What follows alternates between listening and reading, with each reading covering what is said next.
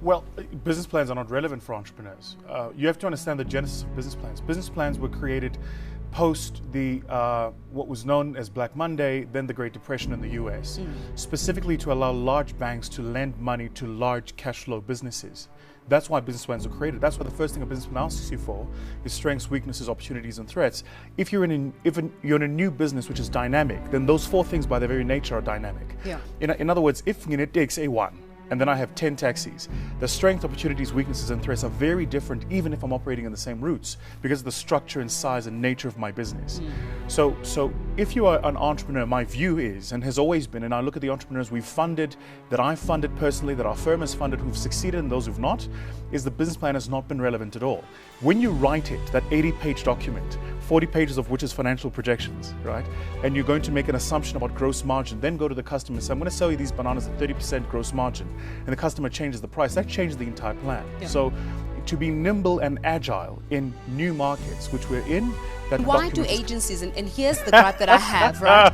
Why do agencies? You're gonna get me in trouble. No, because we're going to have a real conversation this morning. We cannot have poor people in this country and we don't educate them about the realities of entrepreneurship and business and still expect them to succeed in an ever evolving environment. Why do agencies? Why do banks? Why do all of these financial institutions say to you, bring along your business plan? We even have consulting adverts that go, we even have consultants to help you strategize your business plan. Why do we have that? Oh man, you're feeding me bait and I'm going to be careful not to take it. Look, show me one CEO of any state-funded agency that funded entrepreneurs that's been an entrepreneur. Give me 5. So that answers your question. Remember, my perspective isn't theoretical. I've just sold my business to US investors. So I can tell you from how much have you sold your business for? It's an undisclosed sum and it Is remains it an undisclosed sum. We need to be able to encourage excellence here. Let me put it to you this way. A portion of the proceeds from which I've sold my business, I've taken 10 million rand of my own personal money and I'm investing it in my own venture capital fund to invest in other entrepreneurs, right? So, because I genuinely believe in the growth of this country. I believe this whole economic hullabaloo we're having will pass. South Africa's been through much, much worse. I'm old enough to remember a time when my parents were paying a bond at 27%, when the inflation was above 10%. And so we'll come through this. I'm taking a long-term view about where this country is going. But for entrepreneurs to understand simply that when you go to state-funded agencies, and I say this with the greatest of respect because I know a lot of them, they intend to do good work, but they're driven by dogma, system, and process. That's why they say to you, fill in a business plan. Once you've done it, have you got a website? Once you've done that, do you have a brochure? Your market's changed. The customer's gone. The opportunity's dissipated. You got the tender on Monday. You're supposed to supply on Friday. And they're asking you to write an 80-page business plan to get 100,000 rand in funding. The model doesn't work. So in other words, the very same people who are giving you or are saying to you, draft these strategies, don't even know how a business operates. Those that don't do teach, basically. Let me put it to you the simplest way I can. If I gave you a 300-page thesis that taught you everything you needed to know about swimming, and you read it over a 5-year period, and internalized it, understood it, and memorized it, then I took you and threw you in the depth of the ocean, you would sink. Because swimming isn't a theory thing, it's a practice thing. You have to do it. Entrepreneurship is exactly the same way. You Great. have to now tell me, where do we of start? it. So now entrepreneurs have got this, again, South African entrepreneurs especially, we're feeding them this sort of bait that they have to have capital. So that every time you have to have capital. The first thing you ask, and I see the Facebook messages as well, so we're going to go to the Facebook comments, is how do I get funding? Yes. How do we start changing that mindset? Where should our mindset be, first of all, when it comes? Very public on this, and I've taken a lot of criticism on social media for it, but my view is if you need funding to be an entrepreneur, odds are you're not an entrepreneur. Entrepreneurs make it work.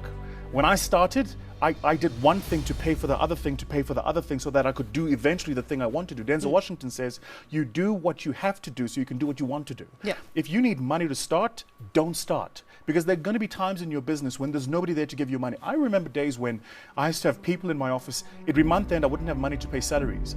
Yet I would get on the phone and I would still trade in the business. And then I would phone my suppliers and say, look, I don't have money to pay you, but I still need you to supply me what you need to supply me with. So it's important for entrepreneurs to know that money is an important growth factor.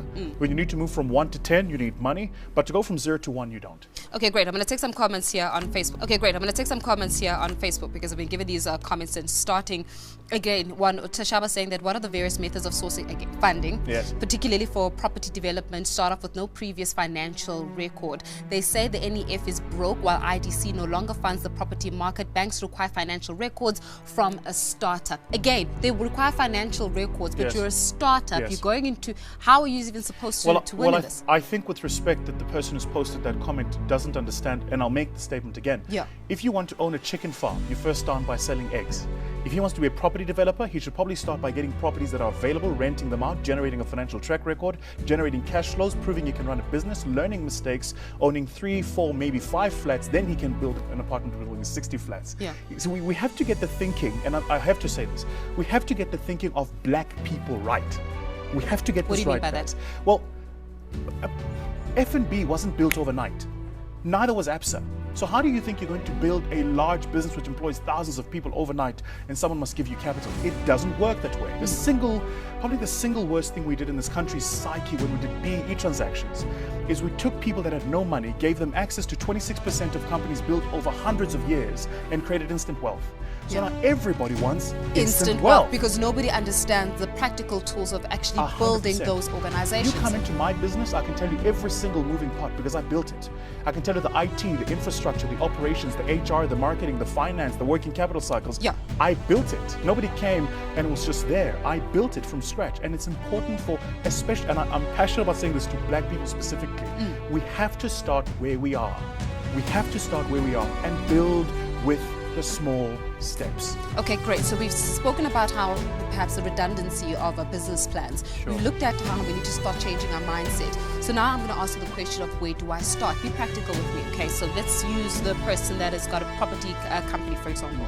You've got property there, you want to get into the property market, you don't have capital, you are a startup. How do I start? My business plan is redundant, as you mentioned. My mindset is clearly messed up a little bit. How do I start and how do I get this formula right? With your permission, let me use a different example. Yesterday we got an approach from a young lady who was looking to raise 5 million rand to buy a chicken farm.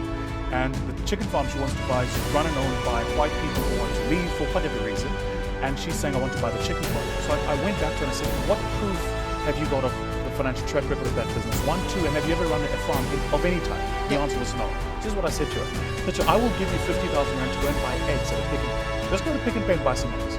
Take those eggs and find people standing in street corners and sell those eggs at a batch of half a dozen each. That's 6 each. At a batch of half a dozen each, you can probably take that 50,000 to 75. You will do this cycle iteratively until moving from 50,000 rand to 500,000. Once you've proven to me you can retail eggs, then I might think about getting you into a supply relationship with somebody who creates the eggs so you can buy at a lower cost and keep retailing. Let's start you first in the front end. Once you've gotten to 1, maybe 2 million retailing eggs, knowing who the customers are that buy the eggs, then I might think about buying you a chicken farm, because by the time you have the chickens and they give you the eggs, you now understand how the entire cycle works. But I'm not going to give you 3 million rand to buy a farm and buildings and put eggs in it and chickens and then sit and wait for some miracle. But then what about people that are watching the show right now and thinking, no, but why are you not doing this? It's all about radical economic transformation. What's your stance on that? Radical economic. What? Radical. I feel like I just started you on something. Radical economic transformation starts in the mind. Why do you think there is no country in the world where Jewish people are poor? You think that's by mistake? Just think about that logically. Why do you think even in our own communities, Indians specifically, Asian Indians who are Muslim, are phenomenal business people? You think that's by mistake? No, it's because the grandfather started with a dry cleaner. When the grandfather passed, he left the dry cleaner to the father, who created a fast food and the dry cleaner. The father leaves the fast food and the dry cleaner with the son, who then creates a hardware store. By the time you go to the township, they've got the entire block and they run it. We have to start as black people by understanding you're not going to get a Range Rover tomorrow. No. Start where you are, do what you have to do so you can do what you want to do. And let's celebrate each other's success. And I mean real successes, not the stuff that comes out of the paper, so-and-so's bought this car, so-and-so is at this event. No. If you're at a JNB Met, odds are you're not an entrepreneur. A real entrepreneur doesn't have time to be at those events. People are clapping right now in the studio. There's actually clapping that is happening in the studio right now. Because a real entrepreneur, I get invited all the time, I'm on the VIP list all the time. I'm never there because I'm trading, I'm running a business, I've got things to do, right? It's important for entrepreneurs to understand entrepreneurship is a difficult thing. You're in the dark engine room building the engine to this car for the first 10 years of your business. But once it's done, it's going to be a phenomenal ride to the end. Real economic transformation for Thina njengabantu abamnyama is starting things we own and owning the things we say we own, not being seen to own. It is about time, I think, we need to talk about the perception of success versus the reality of it. If you're driving a 200,000 Rand car and you bought it cash and I rock up in a 4 million Rand car that I own, who's wealthy? Me. Thank you. Thank you.